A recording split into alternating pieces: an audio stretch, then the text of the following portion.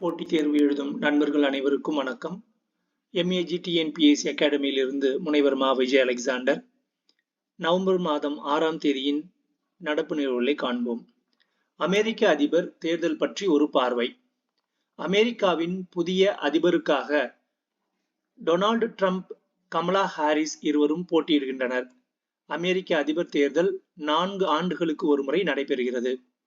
அமெரிக்க புதிய அதிபரை தேர்ந்தெடுக்க வாக்குப்பதிவு நாளுக்கு முன்பாகவே வெவ்வேறு நாள்களில் முன்கூட்டியே வாக்களிக்கும் வசதி அந்த நாட்டில் உள்ளது.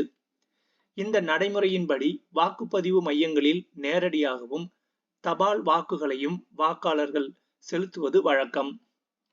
இதன் மூலம் தேர்தல் நாள் அன்று மோசமான வானிலை, வாக்களிக்க நீண்ட வரிசையில் காத்திருத்தல், வாக்குப்பதிவு நாளன்று ஏற்படக்கூடிய எதிர்பாராத சிக்கல்கள் உள்ளிட்டவற்றை வாக்காளர்கள் தவிர்க்க முடியும்.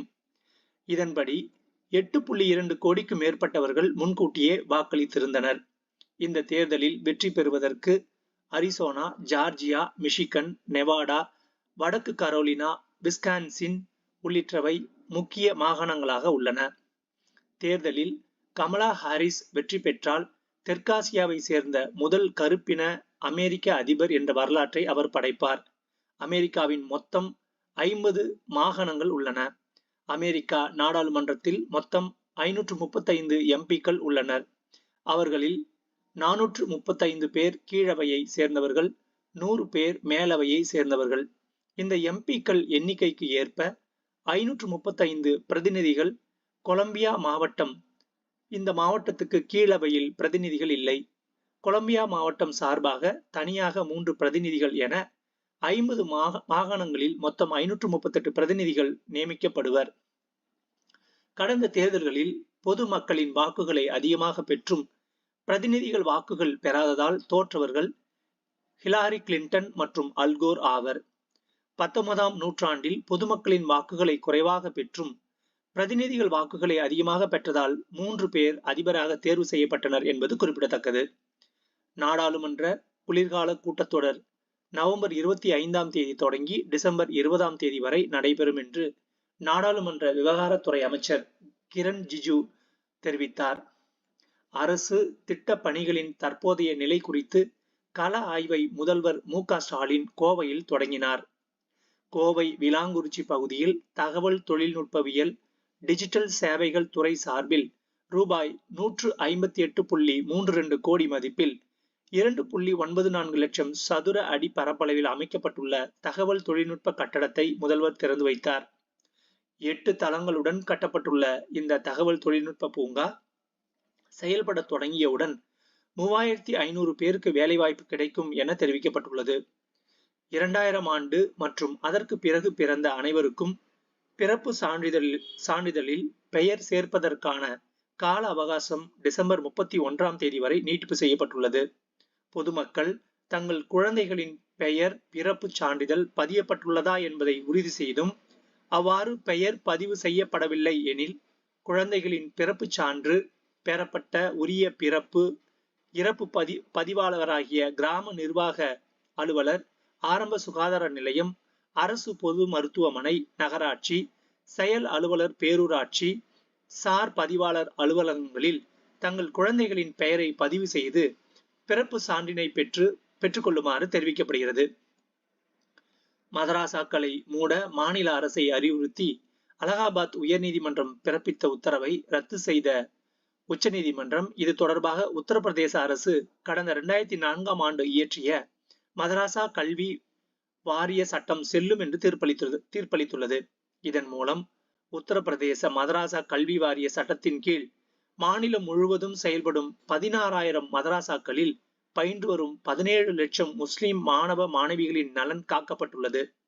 உத்தரப்பிரதேச மாநிலத்தில் சமாஜ்வாதி கட்சி ஆட்சியின் போது உத்தரப்பிரதேச மதராசா கல்வி வாரிய சட்டம் 2004 என்ற சட்டம் கொண்டு வரப்பட்டது.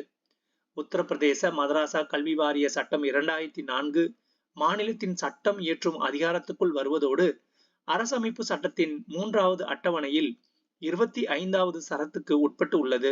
எனவே இந்த சட்டம் அரசமைப்பு சட்டத்தின் கீழ் செல்லுபடி ஆகும் தகுதியை பெற்றுள்ளது என்பது குறிப்பிடத்தக்கது.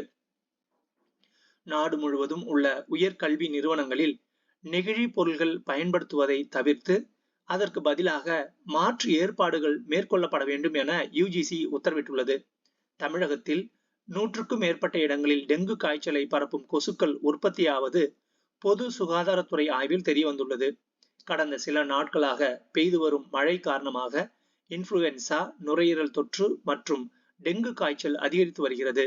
மருத்துவமனைகளில் அத்தகைய அறிகுறிகளுடன் அனுமதிக்கப்படும் நோயாளிகளின் எண்ணிக்கையும் உயர்ந்து வருவது குறிப்பிடத்தக்கது. கடல் ஆமைகள் பாதுகாப்பு தொடர்பாக விழிப்புணர்வை ஏற்படுத்த தேவையான நிதியை ஒதுக்கி அரசு உத்தரவிட்டுள்ளது. கடல் ஆமைகளை பாதுகாக்க தனியாக காவலர்கள் நியமிக்கப்படுவர் எனவும் அது குறித்த விழிப்புணர்வு ஏற்படுத்தப்படும் என்றும் சட்டப்பேரவையில் அறிவிப்பு செய்யப்பட்டது. இந்த அறிவிப்பை செயல்படுத்தும் வகையில் அது குறித்த கடிதத்தை முதன்மை தலைமை வன பாதுகாவலர் அரசுக்கு அனுப்பியிருந்தார். அவரது கடிதத்தை நன்கு பரிசீலித்த தமிழக அரசு கடல் ஆமைகள் குறித்து விழிப்புணர்வு நிகழ்ச்சிகளை நடத்த ரூபாய் 25 லட்சமும் அது குறித்த கருத்தரங்குகளை நடத்த ரூபாய் 10 லட்சம் என மொத்தம் ரூபாய் 35 லட்சம் ஒதுக்கப்படுவதாக அதில் தெரிவிக்கப்பட்டுள்ளது. பண்டிதர் ஜவஹர்லால் நேரு அவர்கள் பிரதமராக குடியிருந்த இல்லத்தின் பெயர் தீன் மூர்த்தி பவன் ஆகும். ஜவஹர்லால் நேரு எழுதிய Discovery of India, glimpses of world history, letter to Indira Priyadarshini போன்றவை ஆகும். பொதுநல பயன்பாட்டுக்கு என்ற பெயரில் அனைத்து தனியார் சொத்துக்களையும் கையகப்படுத்தும் அதிகாரம் மாநிலங்களுக்கு இல்லை என்று உச்சநீதிமன்றம் தீர்ப்பளித்துள்ளது. மேற்கு வங்க மாநிலம் கொல்கத்தாவில் நடைபெற்ற இராணுவ ஆயுத தொழில்நுட்ப கண்காட்சியில் பாதுகாப்பு ஆராய்ச்சி மற்றும் மேம்பாட்டு அமைப்புடன் இணைந்து முழுவதும் உள்நாட்டில் தான் வடிவமைத்த ஆஸ்மி என்ற அதிநவீன இயந்திர துப்பாக்கியை காட்சிப்படுத்திய இந்திய இராணுவ அதிகாரி பிரசாத் பன்சோத் ஆவார். பிற நாடுகளுடன் வணிகத்தை அதிகரிக்க உதவும் முதல் தேசிய வணிக குழுவை முதல் முறையாக அடுத்த ஆண்டு இந்தியாவுக்கு ஆஸ்திரேலியா அனுப்ப உள்ளதாக ஆஸ்திரேலியா வெளியுறவு அமைச்சர் பென்னி வாங் தெரிவித்தார். கிராம வங்கிகள் ஒருங்கிணைப்பு தொடர்பான குறிப்புகள். மண்டல கிராம வங்கிகளை 4வது கட்டமாக ஒருங்கிணைக்கும் நடவடிக்கையை மத்திய நிதி அமைச்சகம் தொடங்கியுள்ளது. இப்போது நாடு முழுவதும் 43 மண்டல கிராம வங்கிகள் உள்ள நிலையில் இவை 28 வங்கிகளாக ஒருங்கிணைக்கப்பட இருக்கின்றன. இதன் மூலம் வங்கிகளின் செயல்பாடுகள் சிறப்பாக இருப்பதுடன் செலவும் கணிசமாக குறையும் என மதிப்பிடப்பட்டுள்ளது. முன்னதாக கடந்த 2004-2005 ஆண்டில் நாடு முழுவதும் 196 மண்டல கிராம வங்கிகள் செயல்பட்டு வந்தன. 2020-2021 ஆண்டு வரை 3 கட்டங்களாக மேற்கொள்ளப்பட்ட ஒருங்கிணைப்பு நடவடிக்கைகளுக்கு பிறகு 196 வங்கிகள் 43 வங்கிகளாக குறைக்கப்பட்டன. மண்டல கிராம வங்கிகள் சட்டம் 1976இல் இந்த வங்கிகள் உருவாக்கப்பட்டன. கிராம பகுதிகளில் சிறு விவசாயிகள், வேளாண் தொழிலாளர்கள், கைவினை கலைஞர்களுக்கு கடன் மற்றும் பிற வங்கி சேவைகளை அளிப்பதே இந்த வங்கியின் நோக்கமாகும். தமிழ்நாட்டில் பாண்டியன் கிராம வங்கி, பல்லவன் கிராம வங்கி என செயல்பட்டு வந்த மண்டல கிராம வங்கிகள் 2019 ஆண்டு ஒருங்கிணைக்கப்பட்டு தமிழ்நாடு கிராம வங்கியாக செயல்பட்டு வருவது குறிப்பிடத்தக்கது. 2036 ஒலிம்பிக் மற்றும் பாராலிம்பிக் போட்டிகளை நடத்துவதற்கான விருப்ப கடிதத்தை சர்வதேச ஒலிம்பிக் கமிட்டியிடம் இந்தியா வழங்கியுள்ளது. ஒலிம்பிக் போட்டியை நடத்துவதை நோக்கிய இந்தியாவின் முதல் உறுதியான நடவடிக்கை இதுவாகும். இந்த விருப்ப கடிதத்தை இந்திய ஒலிம்பிக் சங்கமானது எதிர்கால ஒலிம்பிக் போட்டிகளை நடத்துவது தொடர்பான IOC குழுவிடம் அளித்திருக்கிறது. 2036 ஒலிம்பிக் போட்டியை நடத்துவதற்கான வாய்ப்பை பெறுவதில் சவுதி அரேபியா, கத்தார், துருக்கி உள்ளிட்ட நாடுகளும் இந்தியாவுக்கு கடும் சவால் அளிக்கும் என தெரிகிறது. கடந்த 2010இல் டெல்லியில் காமன்வெல்த் விளையாட்டுப் போட்டிகள் நடத்தப்பட்டது. இந்தியாவில் கடைசியாக நடைபெற்ற மிகப்பெரிய அளவிலான சர்வதேச விளையாட்டுப் போட்டியாகும். சென்னை கோட்டூர் புறம் அண்ணா நூற்றாண்டு நூலகத்தில் கிராண்ட் மாஸ்டர் செஸ் போட்டி தொடங்கியது. முதல் நகர்வை தொழிலதிபர் கைலாசநாதன் சுவாமிநாதன் தொடங்கி வைத்தார். ATP ஃபைனல்ஸ் ஆடவர் டென்னிஸ் போட்டியிலிருந்து நடப்பு சாம்பியனான செர்பியாவின் நோவக் ஜோகோவிச் காயம் காரணமாக விலகினார்.